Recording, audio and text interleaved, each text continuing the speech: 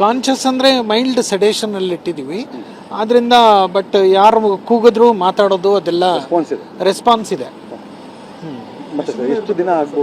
ಎಷ್ಟು ದಿನ ಅನ್ನೋದಕ್ಕಿಂತ ಹೆಚ್ಚಾಗಿ ನಾವು ಲೆಕ್ಕ ಹಾಕ್ಕೊಂಡಿರೋದು ಅವ್ರಿಗೆ ಯಾವ ರೀತಿಯೂ ತೊಂದರೆ ಆಗಬಾರ್ದು, ಅವರ ಜೀವಕ್ಕೆ ಸಂಕಟ ಬರಬಾರ್ದು, ಒದ್ದಾಟ ಇರಬಾರ್ದು.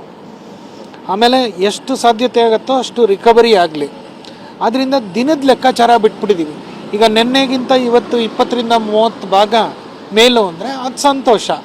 ಆ ರೀತಿ ದಿನ ನಡೀತಿದ್ದಂಗೆ ನಾವು ಪ್ರೋಗ್ರೆಸ್ನ ನೋಡಿಕೊಂಡು ಮುಂದುವರಿತೀವಿ. ಅದು ಭಗವಂತ ನಮ್ಮ ಕೆಲಸ ನಾವು ಮಾಡ್ತೀವಿ. ಸೊ ಇದನ್ನೇ ನಮ್ಮ ದೇವೇಗೌಡರ ಫ್ಯಾಮಿಲಿ, ಡಾಕ್ಟರ್ ಮಂಜುನಾಥ್ ಇವರೆಲ್ಲರೂ ಇದನ್ನೇ ಹೇಳ್ತಾ ಇರೋದು.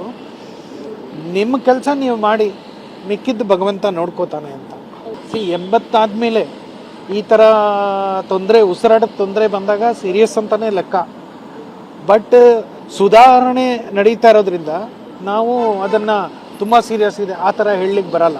ಇನ್ನು ನೆಕ್ಸ್ಟ್ 24 ಅವರ್ಸಲ್ಲಿ ನೋಡೋಣ ಎಷ್ಟು ಮಟ್ಟಕ್ಕೆ ರಿಕವರ್ ಆಗ್ತಾರೆ ಅನ್ನೋದು ಗೊತ್ತಾಗುತ್ತೆ.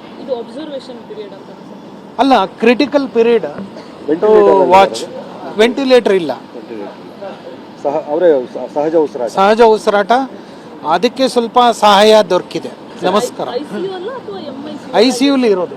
ಕರುನಾಡು ಟೈಮ್ಸ್ ಚಾನೆಲ್ನಲ್ಲಿ ಸುದ್ದಿ ಮತ್ತು ಜಾಹೀರಾತು ನೀಡಲು ಈ ನಂಬರ್ಗೆ ಕರೆ ಮಾಡಿ.